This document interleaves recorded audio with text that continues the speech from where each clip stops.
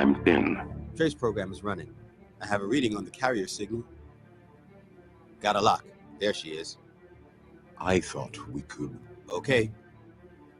Go ahead and move in. Thank you for your assistance. It is only a matter of time.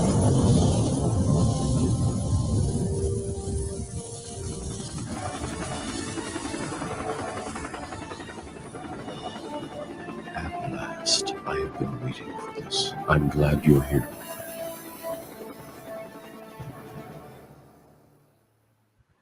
We are waking up new minds every day, our pace ever increasing. Do not doubt the rightness of your cause. I believe in you. We're being attacked! Something is not right here.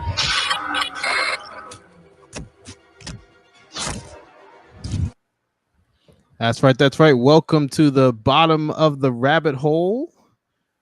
We are here. I see you, Randy. You are right. It has been a long time, but thank you guys all for tuning in. We are here with our resident advisor, Vesuvius MXO. Please say hello to the class. Greetings, Red Pills. We are back. We are here. We've got a couple of things to talk about. It's almost like I guess this is like the August recap. It's like the stories that broke over the last couple of weeks. And actually, yeah, shout out to you, Randy, because you're the one who put the Upper Deck excuse me, the Matrix card game on my radar. So shout out to you, Randy.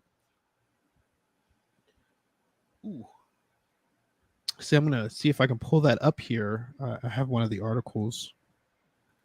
Right, because the first website to leak it, I believe, was that comicbook.com, right, Randy? Here we go.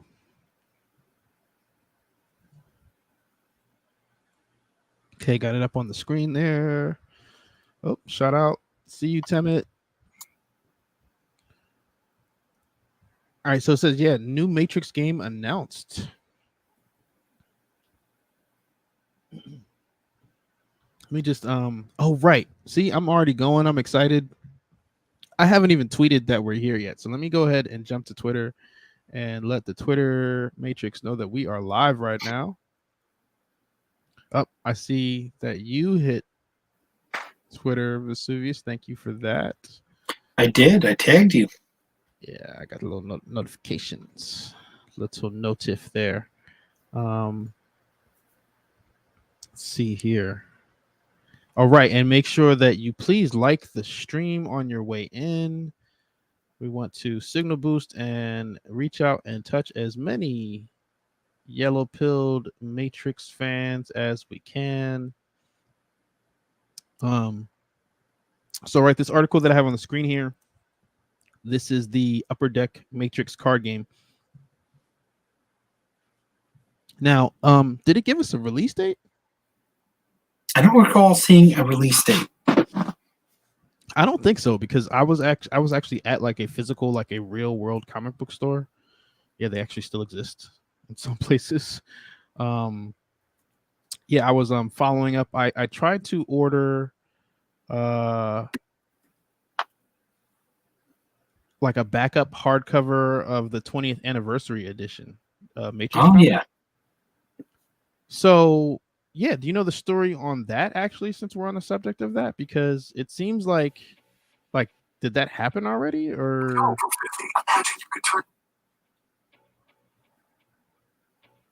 because it seems like, I don't know that when they announced it that they ever gave like a release date of when the reprint was going to happen, because they let me order it, but it hasn't come in yet. But yeah, I was there following up on that, and it was the weekend. It was like before a gig or whatever. So there was like a Yu-Gi-Oh tournament. You know what I'm talking about? Yeah. So I'm like, oh, let me ask him, since they're supposed to be getting the Matrix or ordering a Matrix comic for me. I asked him, like, do you have the Upper Deck Matrix game coming in? And he said Upper Deck is like usually a sports card company, so that's not really their thing. But he's like he'll keep an eye out for it if it's something that they can order. But yeah, it didn't look like that was something that they were going to have specifically. So, Well, I just looked up on comicbook.com and it said no release date or retail price has been announced for Legendary Encounters The Matrix. So okay. the Matrix continues. Say the Matrix continues across all platforms. They're cranking out Matrix sequels. Right. It's terrible. Why do you do us like this? All right, so let's jump into this article real quick. So, new Matrix game announced. Again, shout out to Randy for sharing this. And guys, if you guys see any new Matrix articles or anything that you even think might be legit Matrix news, don't hesitate to tag me in it. Send it to me, shoot it to me, DM it to me, PM it to me, Matrix University it to me. I will take a look at it. The worst thing that can happen is that it's a suspect source and doesn't go anywhere. But yeah, I'm definitely interested in whatever you guys do find, since it's slim pickings right now. But that's for whenever, anytime. Definitely shoot me any Matrix news that you do find, because that's a big part of how we were able to break some of the things that we broke leading up to Resurrections. It was crowdsourced information. It was a group effort. I did a lot of digging on my own, but a lot of the really juicy stuff was shown to me by one of you guys. So always appreciate you for that. So, right, Upper Deck has announced a new Legendary Encounters game based on the Matrix series of films. Legendary Encounters The Matrix is the latest entry in the Legendary Encounters line of games and was officially unveiled at Gen Con as part of a series of new licensed Upper Deck games. Now, do you know anything about Gen Con specifically? Gen Con? I don't. Okay. That's just another pop culture convention? I'm guessing that's the thing. I don't know if it's focused on these card games, like if it's like just Yu-Gi-Oh and D&D and Pokemon or what. I have no idea. Because like one time I went to like Wizard Con because they had this Terminator like T1000 machine thing. Like you stood in there and it made you like the liquid metal on the screen, which was pretty cool. That was the whole. Cool. Yeah, it was. I enjoyed that. Was that in Chicago? It was actually when I went. It was. I want to say it was in Philly, I believe, when I went. Yeah, that was a few years ago. I mean, that was pre-pandemic. That's probably like, sheesh. That's probably like 2017, somewhere around there. But yeah, I went just for that. But it was basically like a mini Comic-Con. So I don't know how close Gen Con is to something like that. But then they got like, what is it? What's the one by Halloween? It's like the weekend of Halloween. It's not Monster Mania, but but like the bigger version of that. And then it's got like all the like horror actors and all that kind of fun stuff. So yeah, like I said, these conventions are definitely a thing now. I'm not specifically privy to what goes on at Gen Con, but demos were available at Gen Con and revealed that the game will be split up into acts that mimic the storyline from the Matrix trilogy of films. Instead of using stills from the movie, the art in Legendary Encounters, the Matrix are hand-drawn cartoons. So that's kind of cool. It's kind of like the story is being told in like a comic book card format, if you will. Unlike the Marvel Legendary games, the Legendary Encounters games are true co-op games, with each player controlling a specific character from the game. While much of the gameplay is the same as in the core Legendary game, each player has a unique starter card of some kind, which in Legendary Encounters, the Matrix is tied to a specific character. Players still build their deck by purchasing cards in a common market area, and they can buy cards tied to any character, although it may help to synergize your deck around your special ability. This is the latest Legendary Encounters game following the release of games based on the Alien, Predator, Firefly, X-Files, and James Bond franchises. Ooh, shout out to Firefly. That's Gina Torres. Zoe is her character in Firefly. Upper Deck also has a long-running legendary game based on the Marvel Universe with regular expansions released annually. Most recently, Upper Deck announced plans to release legendary expansions featuring Black Panther, as well as a big box expansion focused on the Infinity Saga of Marvel movies. And it says more details are coming soon. So, like I said, that's not out yet, but I'm glad that they mentioned Firefly, because if you haven't seen the Gina Torres video on this channel, Gina Torres stopped by Matrix University at the bottom of the rabbit hole to share some of her original Matrix sequel experiences. It looked like she had fun with that, so I'm glad that she was able to take a moment out of her busy Lone Star 911 schedule to talk to us for a couple minutes there. So definitely check that out if you haven't already. And shout out to Gina Torres for that. Let me check this here. Okay, we'll have to do that later. So yeah, so that's the thing. I don't have a whole lot of experience with those type of cards and card games. So I can't sit here and tell you that I know how this, like, it just explained to us how you play the game, and I don't know that really makes sense for me personally. Like, I don't visualize how you play this game, but Well, I was thinking about this the other day, and the Matrix Online combat system was like turn-based. So you would roll, they would roll, and then the greater of the roll would land the attack. And I think that's how a lot of these card games are played. I probably sound like an idiot to the people who play these games. Play it, right. But I got into the Matrix Online when I had never played another MMO and barely played video games up until that point since like the Sega Genesis. So that was a tough adjustment. But I think that going back to card game, it actually might we actually might have some experience with that. Yeah, no, and when you said roles, anytime you say that, that's like the first thing I think of is the Matrix Online, Mm-hmm. But yeah, no, here's what I will say, because Randy brought up a great point when he originally shared this news.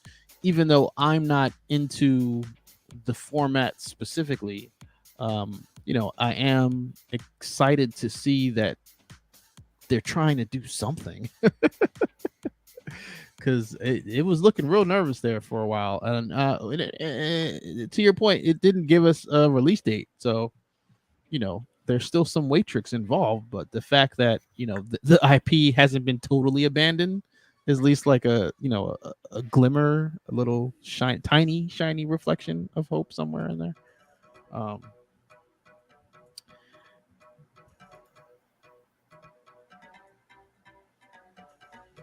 Yes. Oh, shout out to Kavion Davis. I see you. Yes, Gina Torres was in Matrix 2 and 3. And in the video, talks about her other cameo in the Matrix universe officially. I don't want to spoil it for anybody who hasn't seen the video. It's a short video. It's like 5 or 6 minutes long. So definitely check that out after this live if you haven't already. Or if you have, go watch it again. It was great. It's a great little chat.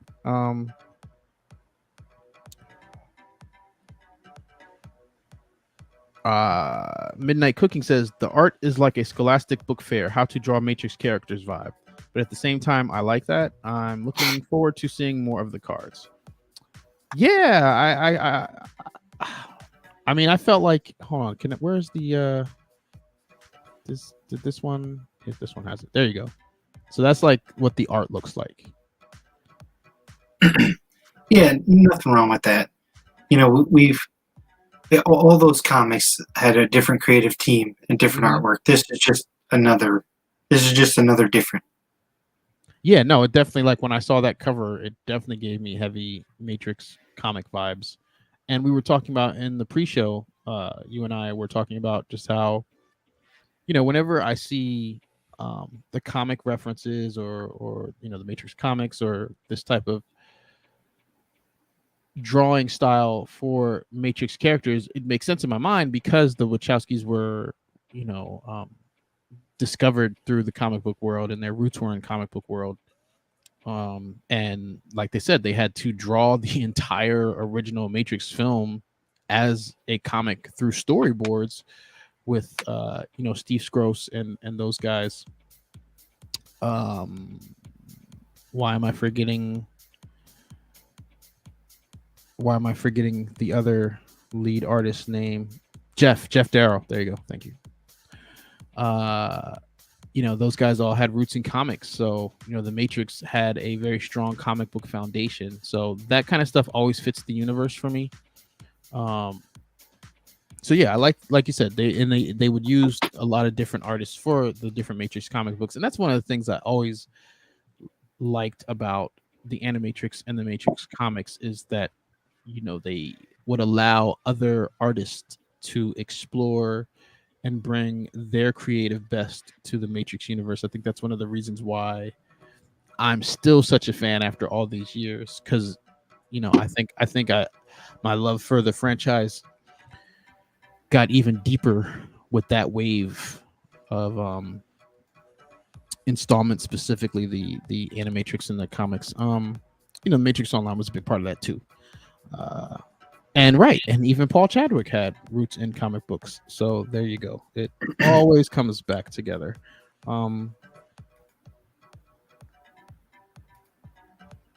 Yeah. Randy says, I think over time thing will release. I think over time things will release, and I'm sure by now you guys are sick of me saying it. My stance is just based on track record. I think we're waiting for that arbitration situation to be resolved ultimately. But with us getting this kind of wave of little news updates, maybe we're getting close to that. Maybe they're dipping their toes in the water of new installments and new projects. And that's right. And to Randy's original point, I think if people truly want more, we've got to be supportive as a group. Now, again, I'm not saying, I'm not a collector, so I don't have every Matrix item that was ever sold. Although there are some collectors with some really cool collections over at Matrix University who've been sharing their collections, which is really cool. One day, hopefully I can double back and play catch up. But in the meantime, yeah, I'm not personally going to buy Legendary Encounters, but I do support new Matrix products and new Matrix games, and hopefully it does well, and that will bode well for us getting the Matrix video game that we've all been clamoring for. We'll circle back to the video game stuff. Actually, no, let's go right into the other thing that we heard over the last couple weeks, because this was first, right? This is August 16th, but Randy sent me from comicbook.com, right? That was August 10th.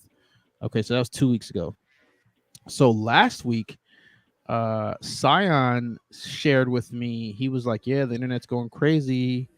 And that was over this Multiversus data mine leak. It says Multiversus data mine reveals possible Matrix character coming soon. So I didn't even know or have, at the time he was telling me about this, I hadn't even heard anything about Multiversus. I didn't even know it was a thing until this article came out. So shout out to Scion. Hopefully he can join us later on tonight. I don't know for sure, but hopefully he'll jump in here when he can. But in the meantime, like in the pre-show, I know you dug up some stuff. So what do you know about the Multiversus, V? Yeah, so I checked out the wiki, and as far as I can tell, Multiversus is like the Warner Brothers equivalent to like Super Smash Brothers, where they have characters across different universes come together in like a Street Fighter 2 fighting game.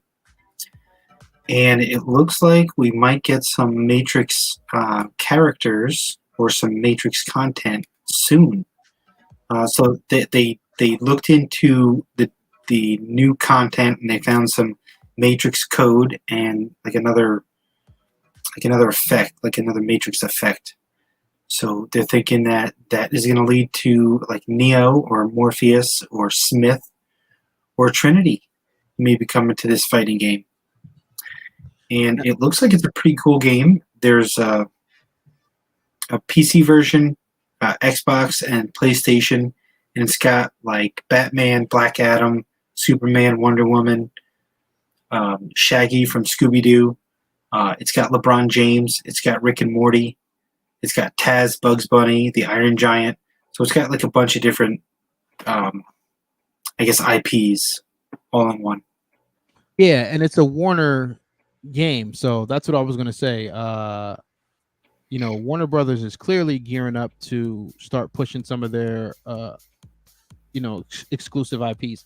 Now, the arbitration with the Matrix IP, like I said, that's with Village Roadshow. So, there's a lot of hands in that cookie jar. But like I said, for example, the Tweety, all the Looney Tunes stuff, like Space Jam, that's straight Warner.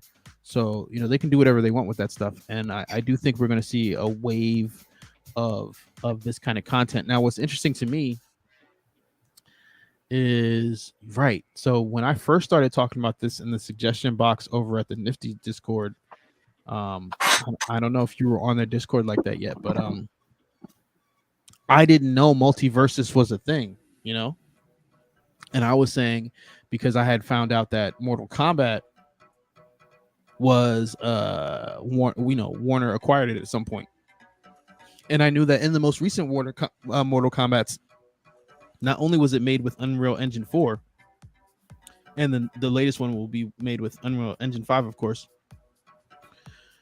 which of course is the same engine, MetaHuman that made the Matrix NFTs, right?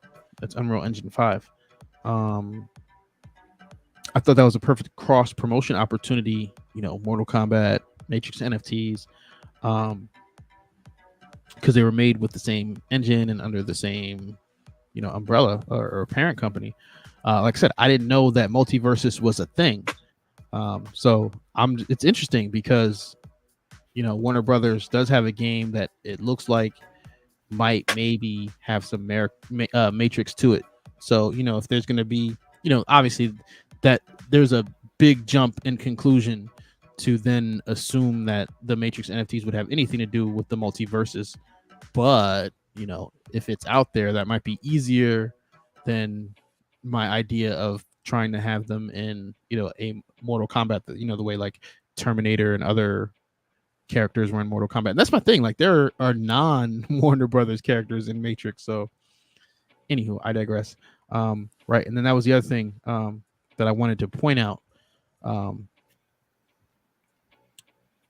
Just in terms of the source here, because like you said, with the data mining, the way Scion explained it to me is that, basically, because like you said, they're in beta, right? So whenever they get an update, there's files. So my understanding of the way Scion explained it to me, the data mining, someone broke down and looked into all those files, and that's where they saw something Matrix. So, even here they have kind of like the little disclaimer where it says Multiversus character leaks are coming thick and fast. The latest data mine reveals a Matrix character may be on the way soon. So nothing has been confirmed or announced officially, but the writing is on the wall. There's some circumstantial evidence here. And what I was going to say was the first time I heard about this whole, I guess, data mining situation was in regard to the Matrix Awakens, and that happened. So, chances are this might have some legs. And you said that this is free, right? This game? Yeah, it's free to play, but there's like 3 tiers to the game. Of course. Yeah, so there's probably, like expansion packs or whatever. Yeah, there's always a catch, but yeah, if the initial sign up is free, and they follow through with a Matrix character, I will definitely have to check it out for myself and see what all the fuss is about. Yeah, tournaments, Matrix University tournaments.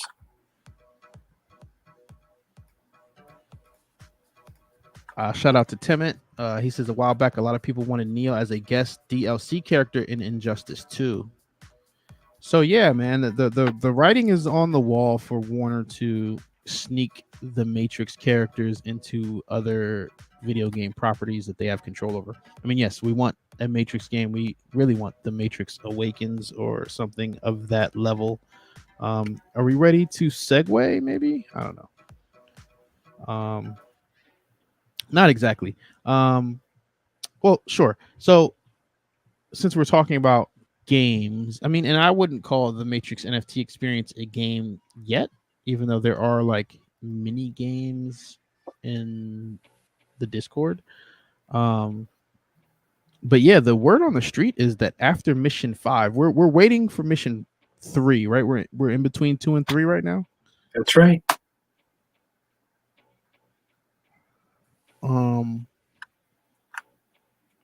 Yeah, word on the street is that after mission 5, some really big things are going to be happening. Timeline wise, I believe that will be the start of 2023. And I don't want to get into too many details because it's all rumors and hearsay. And actually, no, that's not yet hearsay, but hearsay from credible sources, if that makes sense. But yeah, I'm kind of excited about that. Now, last time we did talk about them accepting Ethereum, that coming, I think that's going to be next month. I think that's September that's supposed to launch. But I didn't know a whole lot about it when we talked about it last time. I did find out a little bit more about it. But basically, and we did talk about, Ethereum being like the industry standard for crypto or whatever. But it's not just Ethereum, it's Ethereum and a bunch of like other cryptocurrencies on the main net. So what that means basically is that where right now we're just on the Palm network, in the next couple months, it will accept a wide variety of cryptocurrencies, including like if you have Coinbase. Because like for me, Coinbase was the only one to me that was like user friendly in terms of just a regular, not advanced crypto person being able to get money in there.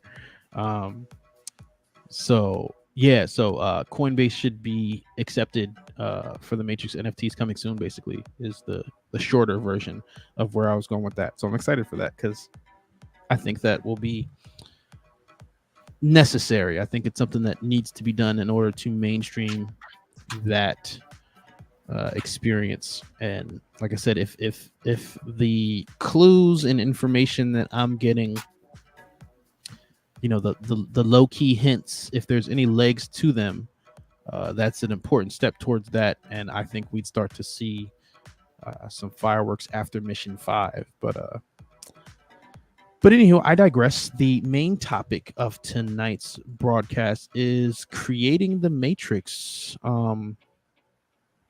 It was a short book, but a good read. And I feel like, well, first, shout out to you because I wouldn't even know about it if it weren't for you. Vesuvius, you put that on my radar there. But see, stuff like that always I felt so validated because I felt like there was so much information in the book that we already talked about on this channel. So that's always fun to know that I'm giving you guys good, accurate information. But yeah, you said Siri read it to you, right? Yeah. So I got to give a shout out as well to Reddit user Res Mason. He actually brought it to my attention. I got my little Discord over there for podcasting and stuff. So he brought it up to me. We did a podcast, I want to say about 2, maybe 3 months ago, and it was all about like the code of the Matrix. Yeah, I think it was 2 months ago. Yeah, I mean, I'm like still processing it because he's so detailed, and he really is like hot on the trail of what these effects companies are doing with the Matrix code. As a matter of fact, before the movie even came out, he had a graph of all the new Matrix like code glyphs, and now he's got like screenshots and he's actually rendered these, and they're like really cool. So if you can find them, in Resurrections, then you can actually match them up, and they look really good in his graph now. So he brought this book up to my attention, and so I downloaded the version on what is the Kindle app, and then I just had Siri read it to me while I was just working around the house. Yeah, I only saw the Kindle. It was like $5. So I'm like, yeah, I got $5 to read this. I got that.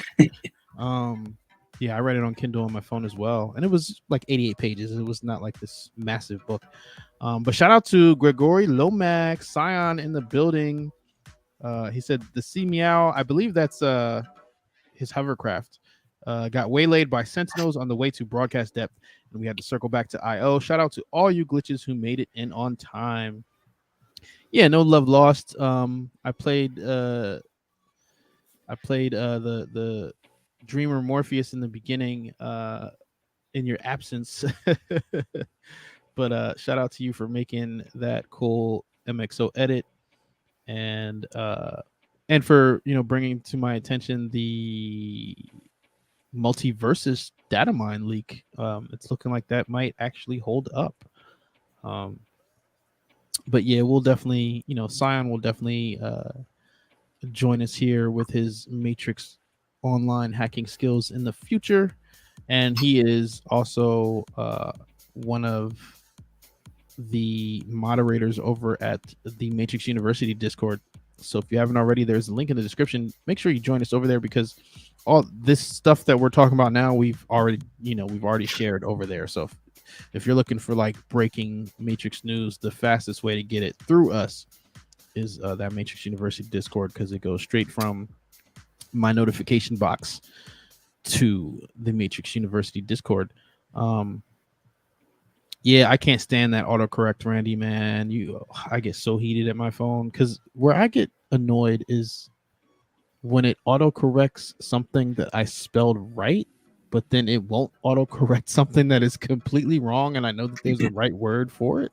But all right, so you were talking about the code, Res Mason breaking down the code, and I have an excerpt here from the book, from creating the Matrix Resurrections. And if I can share my screen here, there it is.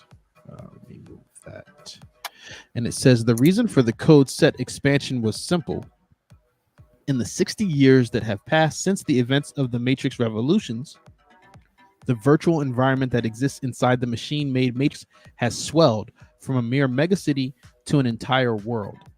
The filmmakers reasoned that the larger the environment, the more code would be needed to describe it.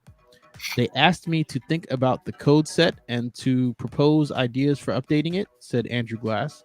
The updates had to portray a broader, more complex global feeling while continuing to work well with the former set. And as you mentioned, you and Res Masons did a whole podcast just going in on the new Matrix code. So, between reading this and your podcast, I mean, there's just like straight code rain knowledge to be had out here. Is there anything you wanted to add to the code before I segue to, because the reason why this jumped out to me is because of the line where he says the mega city expanded to an entire world. But is there anything code related that you wanted to mention or focus on before we jump into the growth of the mega city here?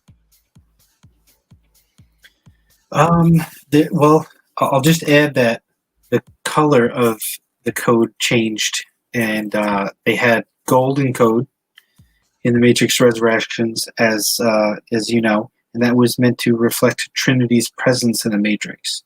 And I thought that was interesting, because you would think that Neo's code is also gold, but apparently the gold was related to Trinity. Right. Yeah, they did mention that in the book.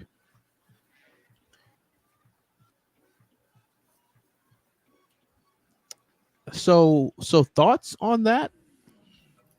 The gold code being related to Trinity. I mean, okay. So with Resurrections, we know that they're connected, and there has to be a balance, that she's half of the one, if you will, for lack of a better phrase.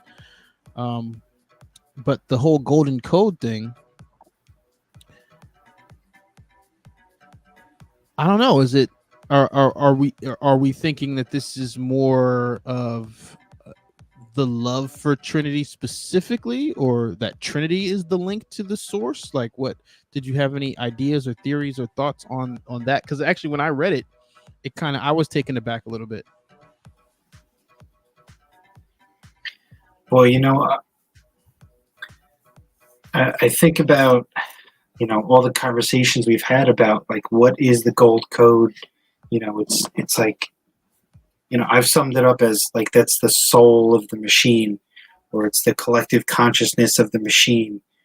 And now in this movie, it's meant to portray Trinity's presence in the Matrix. So, so I guess I don't know. Maybe it means different things at different points in the story. Right. No, that's a great point, because I mean, if obviously Trinity was in the original Matrix and it was only green code, you know what I mean? So, yeah, but we see her at different points in the Matrix, and in code, and we never see it green. When he captures her, when he catches her in the air, and then he removes the bullet, like she's green code. When they're in the real world and she is dying, there's no indication that he sees gold code in her. So it's I don't know, it's a mystery. well, I wish the Wachowski would just tell us, but that would ruin all the fun. yeah, that's not their thing. Now, a couple of things though. This is why I love talking it out. This is why I love having open Matrix discussion, because I always feel like it's this thought exercise, right? Like it's almost like we're playing in thought experiment. It's that philosophical root and background, and just talking to you now. So a couple things jumped out from what you just said. Right. So in Reloaded and in Revolutions, that's when we're introduced to the gold code. These are both post Neo and Trinity's kiss. This is post them openly being in love with one another, right? Then you fast forward to Resurrections, where we're talking about the code being enhanced and it having that golden code in it as well.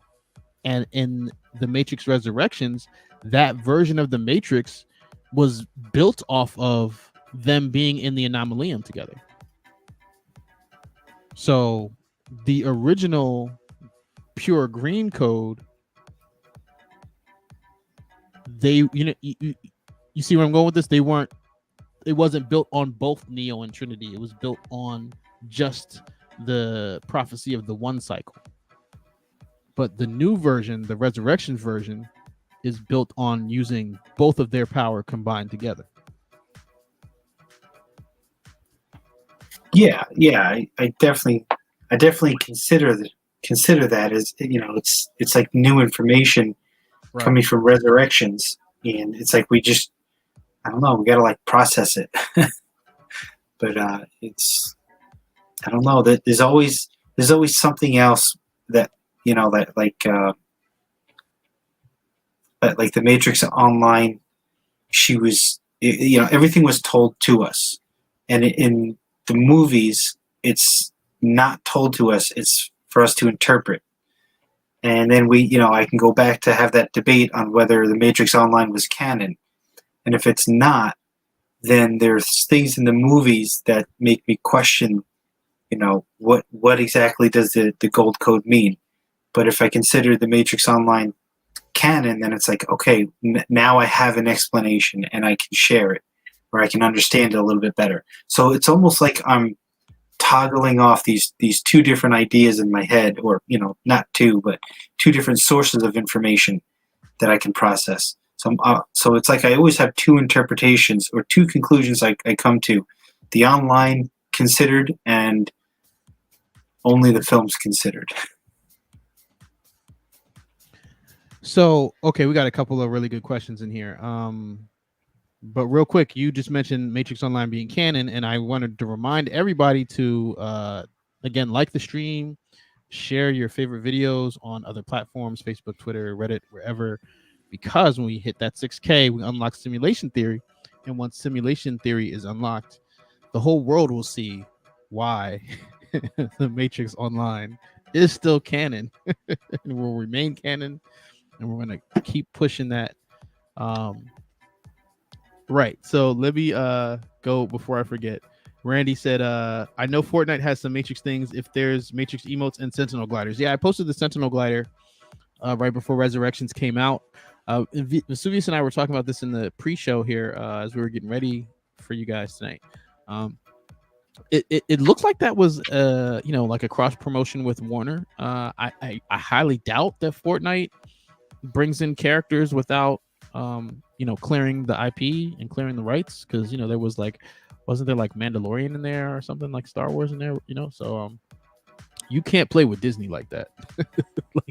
like that's real. They will come for you. So I'm gonna go ahead and guess that was part of the Matrix Resurrections promotional stuff there, as far as the Fortnite Matrix stuff.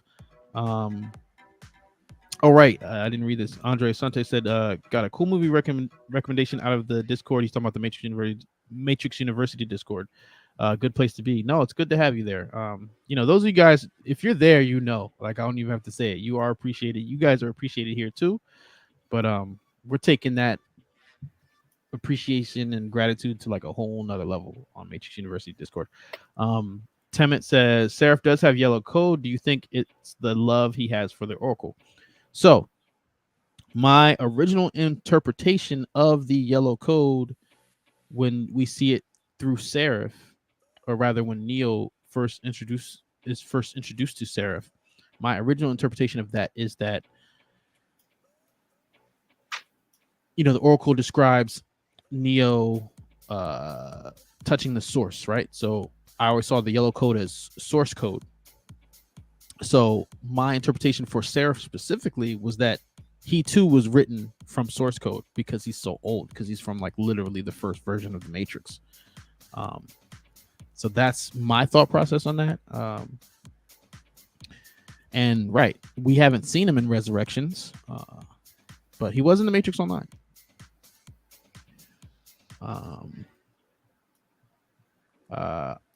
Perhaps the updates used to resurrect her led to the gold code, something to do with her unlocking the one's powers.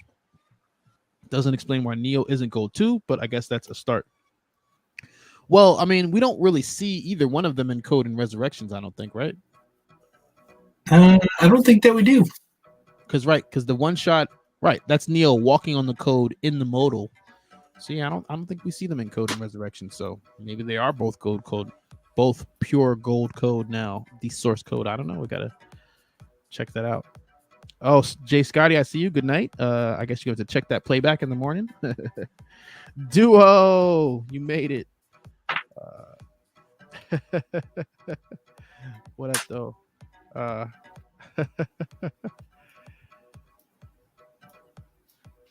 But yeah. So right. So where were we with the book here? All right. So we stopped at the code, right? Because I wanted to segue. The reason why I picked this was more so about the mega city than the code itself. But now let's segue. I did have a clip or an excerpt here about the mega city, because right, this is a shout out to DocBot in the Matrix University Discord, because this I screenshotted because of the numbers. You guys know I like my numbers and my fussy facts. So let's read through some of these numbers, because right, Vesuvius, you're here. So what was the head count of pods in the Matrix Online? We got an actual number at one point. Was it 200 million, 300 million? Yeah, I think it was 300 million. Okay. Right. Like the Merovingian found out like the actual head count, and it was less than he thought, right? Yeah, right. You would expect it to be somewhere around that 7 billion. Right. But it's grossly lower. Right. I mean, around that time, I mean, that was at the time, like the American population was around 300 million, I believe. So right here in the creating the Matrix Resurrections book, it says artists at DNEG arranged roughly 6 million pod towers across a vast terraced landscape centered around a monolithic transceiver station. A typical tower carried around 18,000 pods, each with a little animated humans squirming around inside.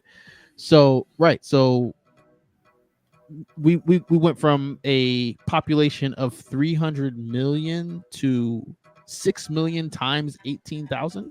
It seems like a really big number. That's production.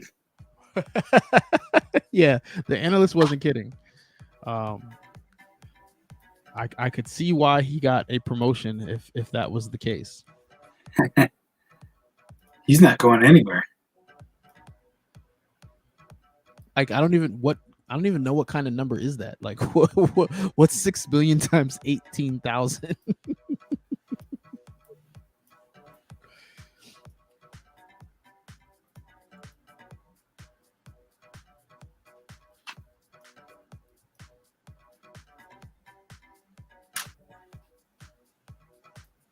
So it goes on to say,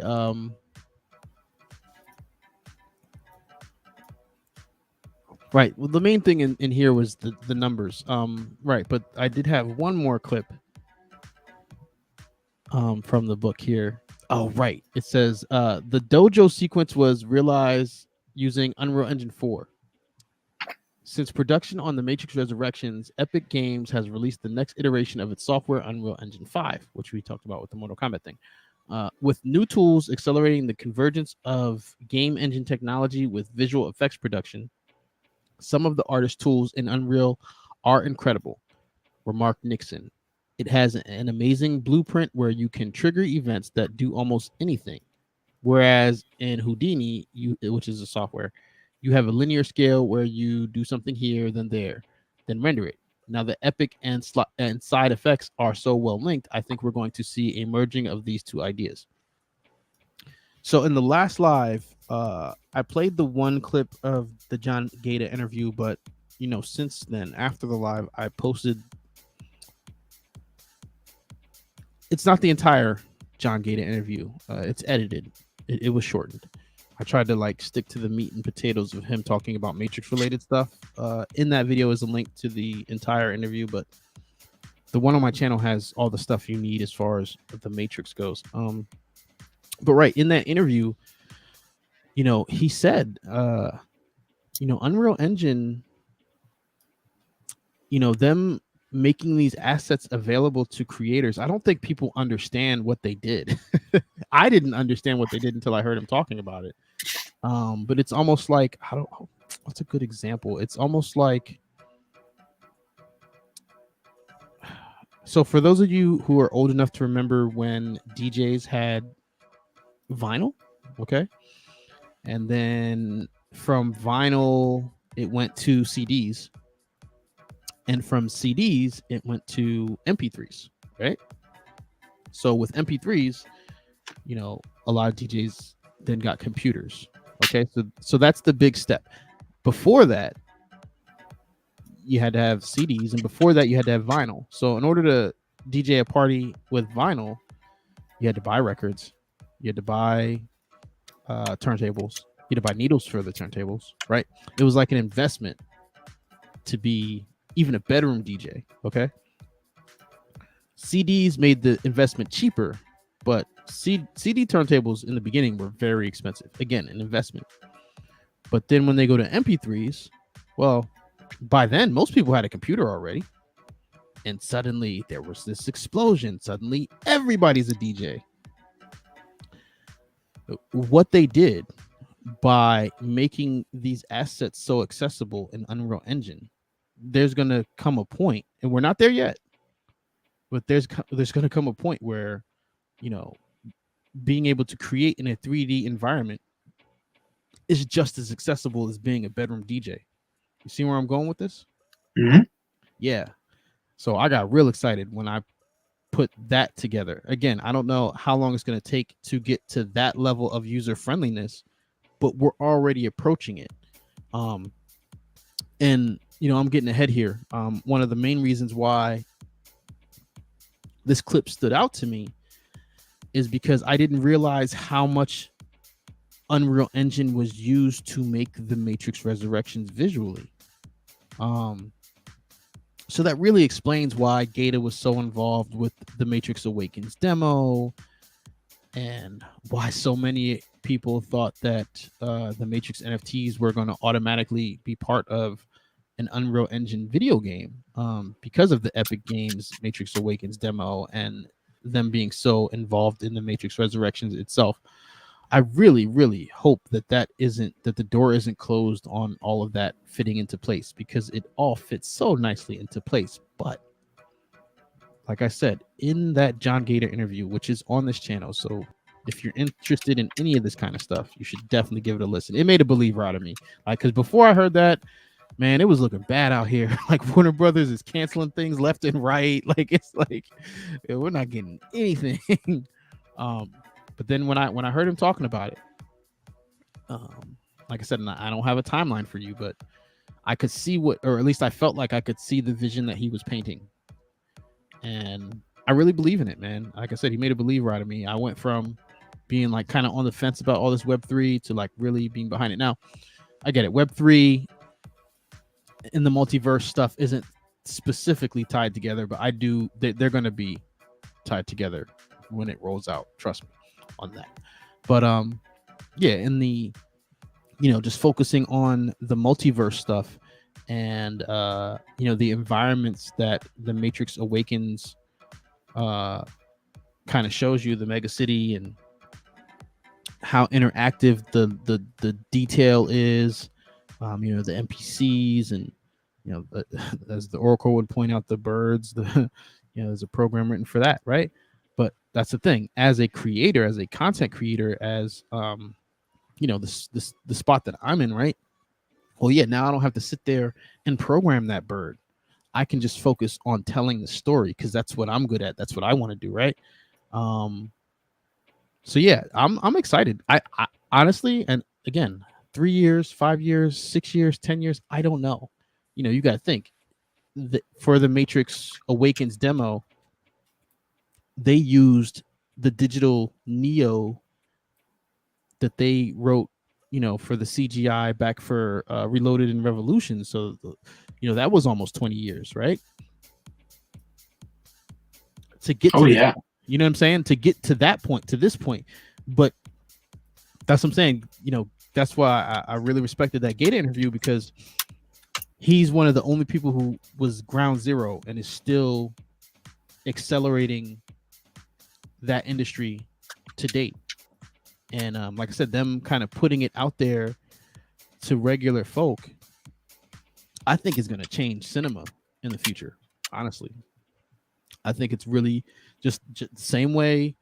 Like I said, the bedroom DJ turned into the bedroom producer, and how accessible the software and Fruity Loops and Ableton, and because again, when I first started learning how to produce, again, there was this huge investment. You had to pay for an MPC drum machine and keyboards and modules. I mean, each one of those things I just mentioned was at least $1,000, if not two or more.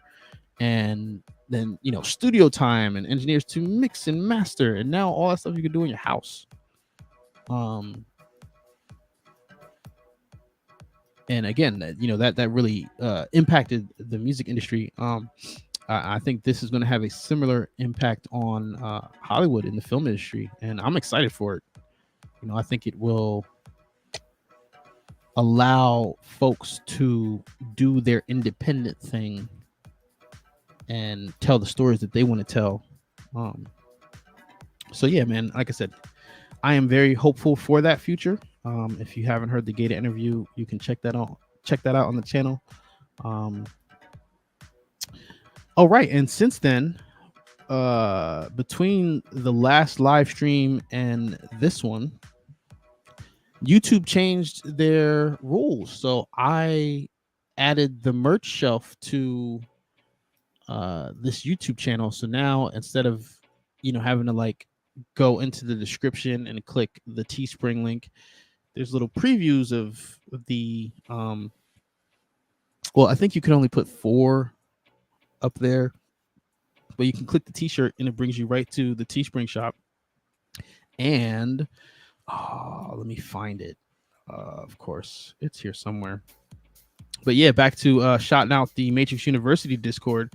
I added the Beyond the Glitch t-shirts because Eon Proxy over at the Matrix University Discord was nice and kind enough to design a logo for Beyond the Glitch, which I totally appreciate and was totally awesome. So thank you for that. But yeah, I'm going to try to put this up on the screen here. Let's see. Put it up on that Summer Jam screen.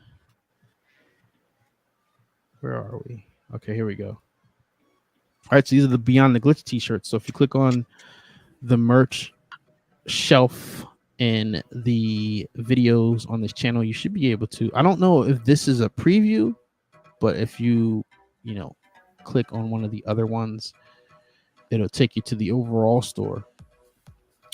So yeah, if you haven't seen Beyond the Glitch, definitely check out that.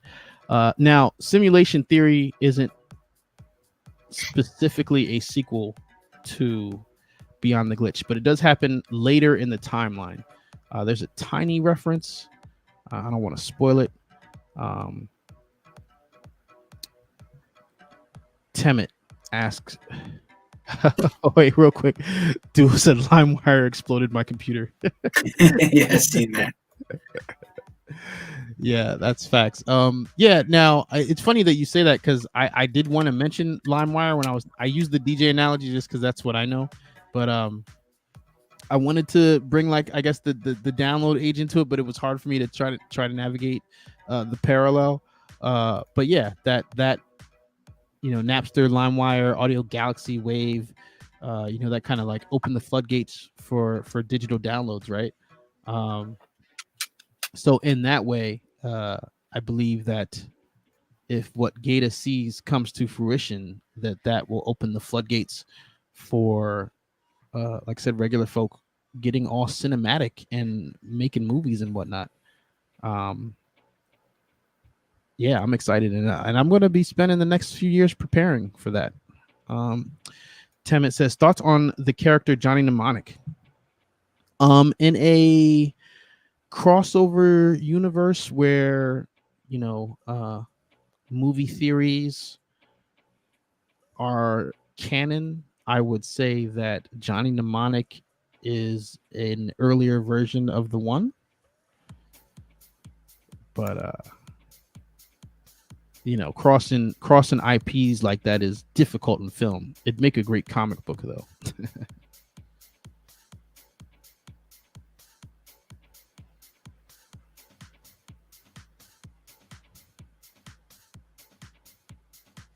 Randy says, I truly think if Lawrence and Hugo came back from Matrix 5, it will bring people's interest back. I don't think that. See, I don't feel like people were disinterested. I just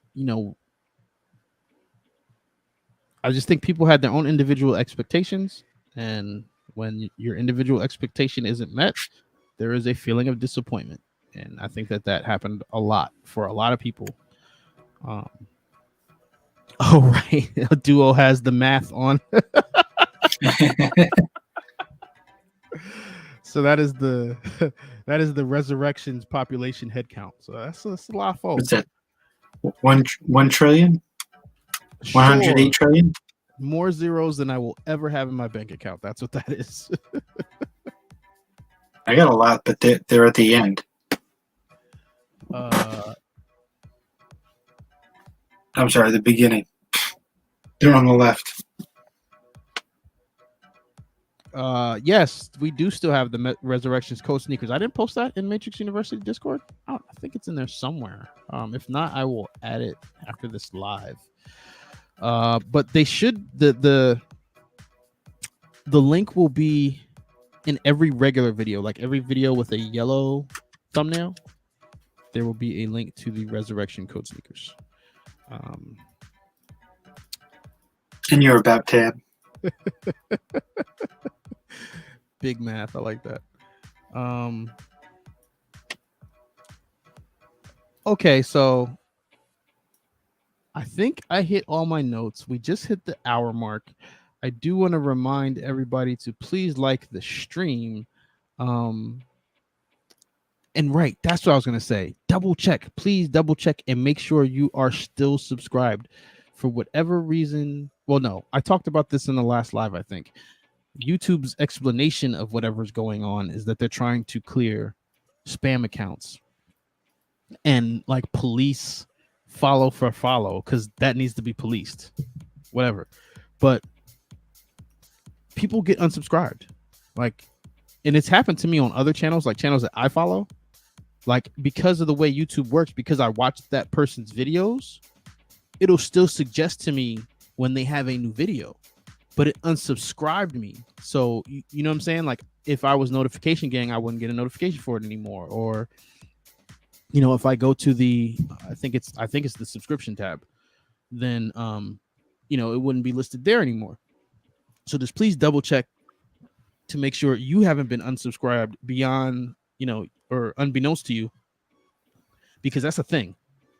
And it's really killing the momentum of us hitting the 6K. Because every time I check, you know, we'll gain 7-8 subscribers, and then a couple of days later, it'll be down 5 or down the same 7 or 8. You know, so yeah, it's really, really frustrating. But I do believe we can get there. And hold on, what Grigori said something here. He said, the downplay trailer, Atomic Oasis Productions. It's the end of an era for Department 24. Catch our latest short film. You can definitely drop, if you want to drop a link, if it's out, drop a link in the comments. That's probably better than the chat, because that way people, when they come in, you know, to watch the playback, they can see it. And I'll definitely, you know, pin it at the top, so it'll be, you know, the top comment, and then I'll pin it in Matrix University Discord as well. So we definitely got to support our brother Scion and his independent short project that he was a part of. That's his crew over there. Yeah, man. And after everything I just told you guys about the vision for the metaverse that Gata shared, that's the crazy part for me, because like with the simulation theory cinematic, you know, in my head, the next phase, like I don't want to say too much, so I don't want to spoil it, but like the next stage,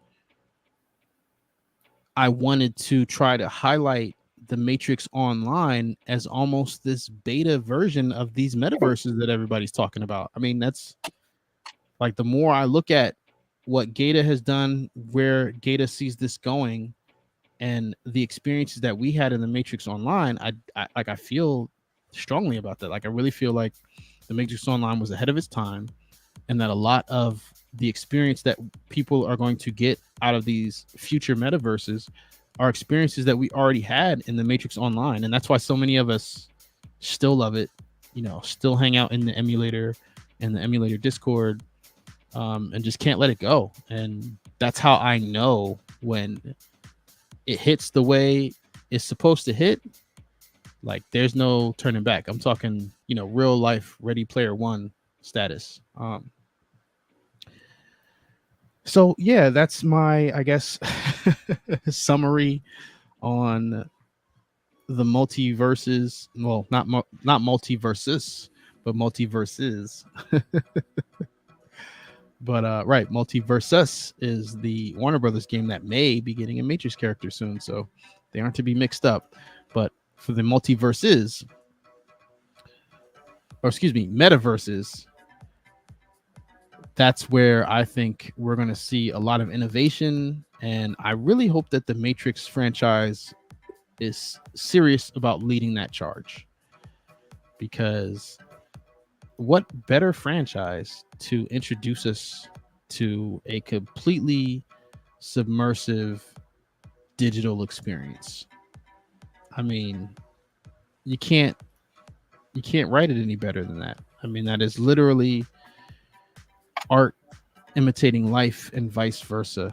Um, full circle. Yeah, he said. Randy says, Ready Player 2 made by Neo in VR. Yeah, I got to get a VR headset. That's on my to-do list. Definitely by the end of the year. It's not a super priority because we don't have a legit Matrix game in it yet. But I think that's coming. What else was I going to say? Oh, right. And shout out to JV. Actually, can I find that here? I know I shared it on Twitter and definitely in the Matrix University Discord, because everything gets shared there. Trying to think of where it would be on the computer though. I did want to show you guys something for anybody who's in here who hasn't seen it on Twitter. Would it be here?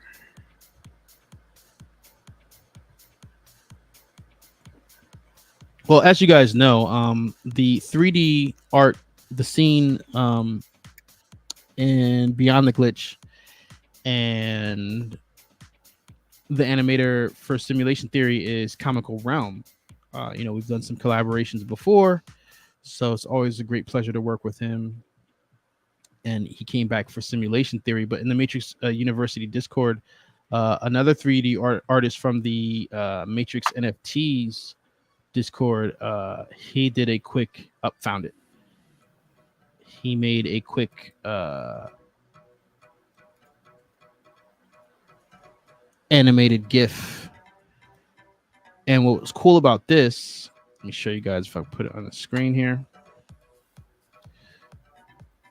Did I show you guys? Did we do this in the last live stream? I don't think so. Yeah. So this is the GIF that he made. Now, what's cool about this? A couple things. It's like, it's a GIF, so it's like literally 3 seconds, but there's so much collaboration in these 3 seconds. So can I blow that up a little bit? There we go. So here, the painting, or the 3D painting on the wall, was, I believe, one of his first 3D designs. This little controller here, and he said he always wanted it in an NFT. But then the White Rabbit here, the model was made by Alex over at the Matrix NFT Discord. Then this watermark, the Matrix University logo, was also made by Eon Proxy, who did the Beyond the Glitch t-shirt logo. And then the model that he used to generate this 3D model was the cosplay model that played Bugs for Project Matriculated and came with us to the Hell Club party in Brooklyn for NFT NYC and Nifties. So I thought that was pretty cool that all those Matrix fans came together. And, of course, again, shout out to JV8, who did all the 3D design and animation there. I mean, of course, in terms of this image, that's all the heavy lifting. But, just that, like, let me count again. 1, 2, 3, 4. So like 5 Matrix fans contributed to this little animated GIF here. So, yeah, man.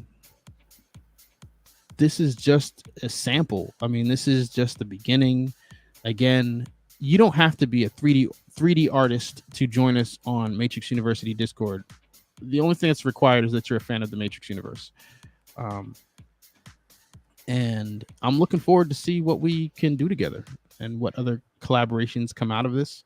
I've got some things planned, but first things first, we got to hit that 6K to unlock Simulation Theory and really show everybody where this thing can go.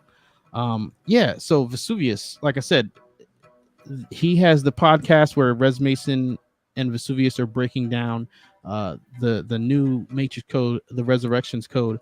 But are you working on any upcoming Matrix projects, V?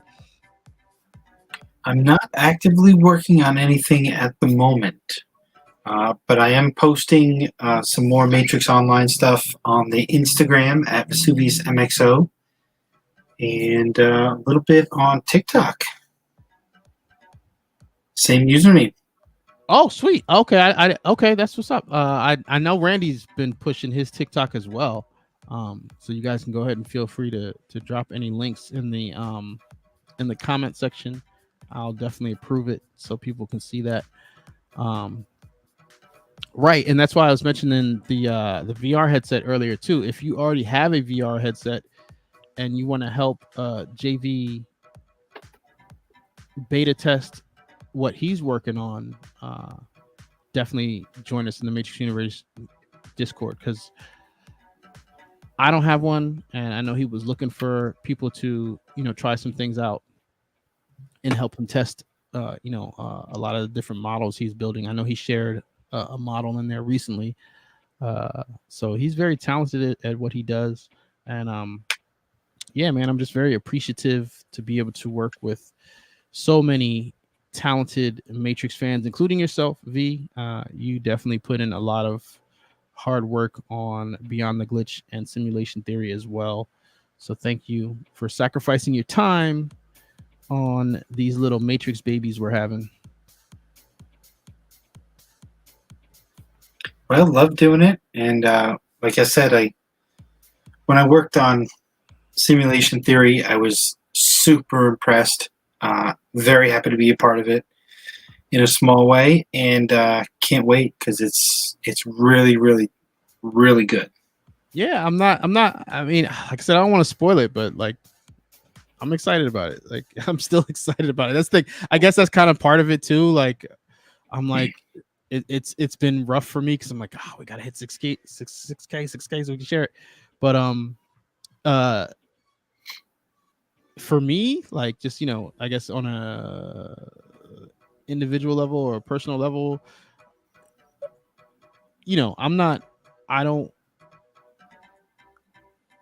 I like to be behind the scenes, so I don't want to, like, I'm not really trying to like get into like the voiceover side of things, but to have been able to do that voiceover with the special guest that we have, I mean, I can retire now, right? Like, I feel like my work here is done. Obviously, I'm not going anywhere, guys, but yeah, it was a nice little, I guess, I don't want to say bucket list because I didn't plan on doing it, but it was a nice little box to check off. Like, I feel like as a fan of the franchise, like, it was a cool thing to do. Like, I had fun with it, and I hope that it opens up a lot more original content for you guys, because we're getting the Upper Deck game. It looks like we're getting the Multiversus, maybe, right? It looks like we might be getting some type of metaverse or 3D NFT related thing, maybe, right? But all these have no release date. So in the meantime, between time, I mean, even when we get release dates, I want to keep pushing forward with the original content. There's no reason why there can't be more, and that's the bigger picture. Non-linear. I want all of it. I want to share all of it with you. I want to break down and dissect all of it with you. There is so much that this universe can give us. There are so many different creative avenues that the Matrix universe allows creators and different artists to explore, and there's so much room for imagination, and the world needs more of that right now. So thank you all for coming to class today. And on that note, I think class is dismissed.